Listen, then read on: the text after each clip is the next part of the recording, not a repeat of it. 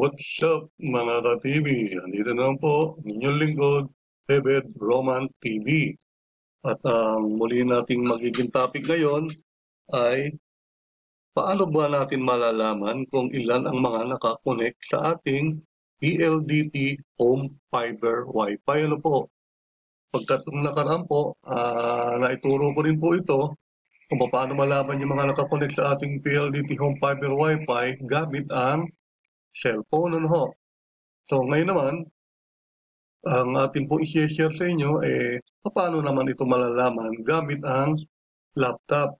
Doon po sa mga nagtatanong na nagte-text at message sa akin ng mga ka-senior ko na nabigyan daw sila ng bagong laptop bukod sa cellphone ng mga anak nilang mga nasa abroad, gusto nilang malaman kung paano rin malaman ba ang ilan ang nakakonect sa kanilang PLDT Home Fiber Wi-Fi gamit naman yung kanilang laptop. Ano? So sa ating po mga ka-senior, ito na po at panoorin po ninyo. Hindi lang po sa mga ka-senior, no? At sa mga meron din pong PLDT Internet Service, mga subscribers po, lalong-lalo na mga bagong subscribers po, panoorin din niyo po ito. Ano? At sa lahat na po ng gustong makapanood, at ito po ay para sa lahat naman. Okay? So, dito po sa search bar po natin, click lang po natin type natin yung 192.168.1.1. Ano? So, dito po makikita nyo na, ayan, ito na po yan. So, i-click lang po natin siya. Ayan, antayin lang po natin. Ayan, lumitaw na po. Ito ho yung PLDT Home Fiber modem. Ano? Ayan, siya na yun. No? So, ang default name po niyan is admin. At ang default password naman niya is 1234. Pero dahil sa napalitan ko na po yan, so ang itatype ko na yung aking password. Ano ho? Yan. So type lang po natin aming ating password para then click natin tong login. Ano ho?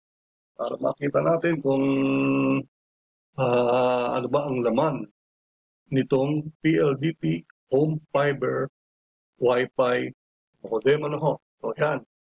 So ito na po yung kanyang device information. No? Diyan yung status, WAN, LAN, VLAN, security, ang dami man. So marami po tayong malalaman dito pero wag na po nating alamin lahat yan. Dito lang po tayo sa paano malalaman ang mga nakakonect sa ating PLDT Home Fiber Wi-Fi. Punta lang po tayo dito. Ito, itong DHCP information. Ano? Makikita na po natin dyan. Ayan.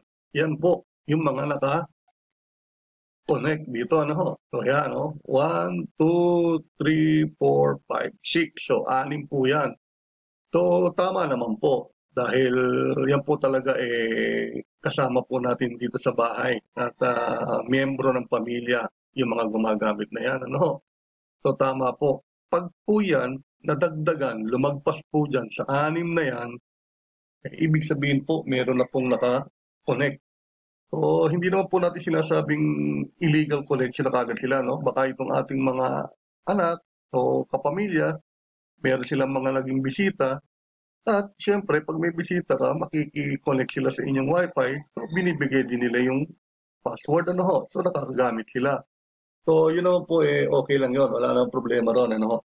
Ang inaano lang natin is yung hindi natin kilala, hindi kilala ng ating mga kapamilya na kung sino yun. So, yun, doon tayo magtataka. Baka mamaya ilan na po sila, yung mga laro na yung mga kabataan na nag-Mobile Legends.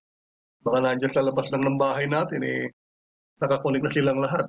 So, apektado naman po tayo. No? So, yun lang, no? Makikita po natin dito. So, yan ang ating palatandaan para malaman natin kung merong mga illegal connection sa ating PLDT Home Fiber Wi-Fi. So, yun lamang po mga ka-senior. At sana magamit po ninyo yan kung sakasakaling makahalata kayo na parang maraming standby sa labas ng bahay ninyo, dyan nyo po makikita. Ano? At kung paano nyo naman po sila i-block. Naituro ko na rin po doon sa nakaraang video ko how to block yung mga illegal connection. So, yun lamang po. Sana po magamit po ninyo ito. Ano ho? So, sa mga ka-senior at sa lahat na po ng mga nanonood sa aking channel, maraming salamat po. David Roman TV. Huwag niyo po kalimutan mag-subscribe, mag-like at mag-comment. At click nyo na rin po yung notification bell para updated po kayo sa mga susunod ko pang mga video. Maraming salamat po. Bye!